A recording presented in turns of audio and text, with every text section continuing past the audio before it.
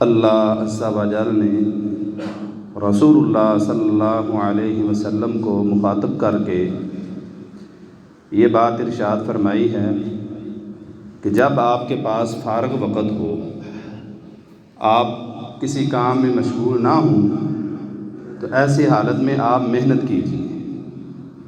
وَإِلَىٰ رَبِّكَ فَارْغَب، اور اپنے رب کی طرف رغبت کیجیے، محنت کیجیے، شوق اور لگن کے ساتھ عبادت کیجیے۔ رسول اللہ صلی اللہ علیہ وسلم جن کی ساری زندگی ویسے ہی محنت سے بھرپور ہے، اور آپ صلی اللہ علیہ وسلم کے اوپر جیسے ہی نبوت کا سلسلہ شروع ہوا، آپ صلی اللہ علیہ وسلم نے محنت شروع کر دی۔ رات بھی محنت، دن بھی محنت۔ اس کے باوجود اللہ مالک الملک آپ صلی اللہ علیہ وسلم کو کہہ رہے ہیں کہ جب آپ فارغ ہو جائیں پھر آپ محنت کریں۔ محنت کر کر کے تو تھکے ہوئے ہیں، اس کے باوجود یہ کہنے کا کیا مطلب ہے کہ جب آپ فارغ ہوں پھر محنت کیجیے؟ اس کا مطلب یہ ہے کہ رسول اللہ صلی اللہ علیہ وسلم سے اللہ مالک الملک کسی اور محنت کا مطالبہ کر رہے ہیں۔ وہ کام جو اللہ مالک الملک نے آپ کے ذمہ لگائے تھے، اللہ تعالیٰ کی طرف سے آپ کے اوپر فرض تھے، لازم اور مقرر کر دیے گئے تھے، وہ تو آپ سر انجام دے ہی رہے تھے نا۔ وہ کام کر کر کے آپ صلی اللہ علیہ وسلم رات دن تھکے ہوئے تھے، اتنا تھکے ہوئے تھے فَلَا تَذْهَبْ نَفْسَكَ عَلَيْهِمْ حَسَرَاتٍ۔ اللہ مالک الملک نے نبی صلی اللہ علیہ وسلم کو قرآن مجید میں کئی پیرائے میں یہ بات بتائی کہ آپ اپنے آپ کو ہلاک نہ کہیں کر بیٹھیں، تھوڑی محنت کیا کریں۔ ٹھیک ہے آپ فرائض ادا کرتے ہیں، واجبات ادا کر رہے ہیں، اللہ کے حکموں کے مطابق زندگی گزار رہے ہیں، لیکن تھوڑی محنت کیا کریں، اتنی زیادہ محنت نہ کریں۔ وہ آپ صلی اللہ علیہ وسلم نے بڑے احسن طریقے سے ادا کیے، اس کے باوجود اللہ مالک الملک فرماتے ہیں کہ محنت کرو۔ محنت کر کر کے تھکے ہوئے بندے کو پھر اللہ رب العزت فرما رہے ہیں محنت کیجیے۔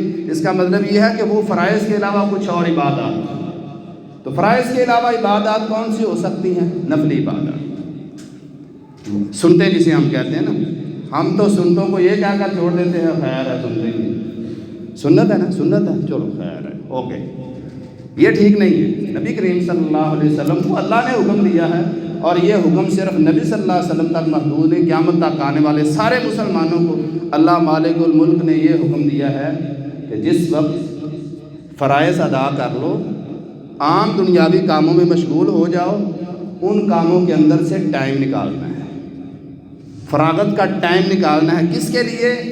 عبادت کے لیے، اللہ رب العزت کی طرف محنت کرنے کے لیے تم نے کچھ ٹائم نکالنا ہے۔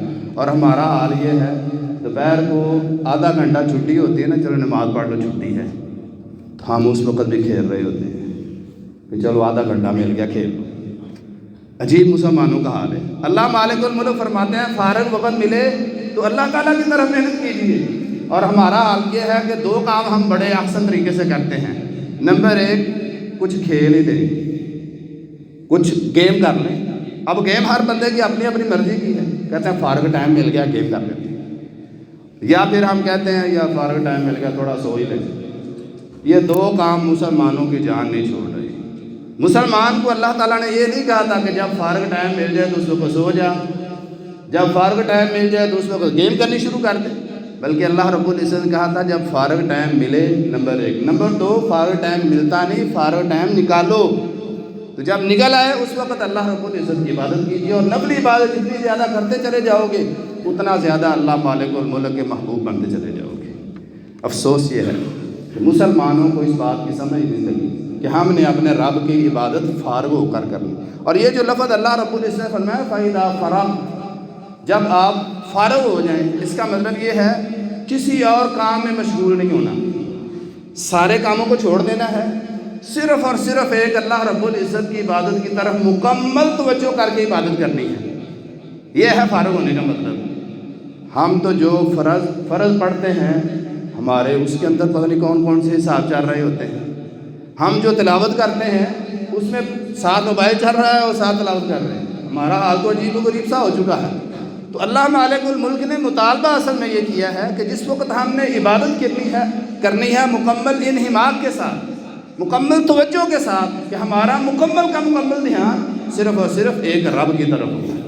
اس طرح کی عبادت کریں گے تو پھر اللہ رب العزت دنیا کے اندر جنت والا ماحول بھی عطا فرمائیں گے۔ خزاں کی رت میں گلاب لہجہ بنا کے رکھنا کمال یہ ہے، ہوا کی ضد پہ دیا جلانا جلا کے رکھنا کمال یہ ہے۔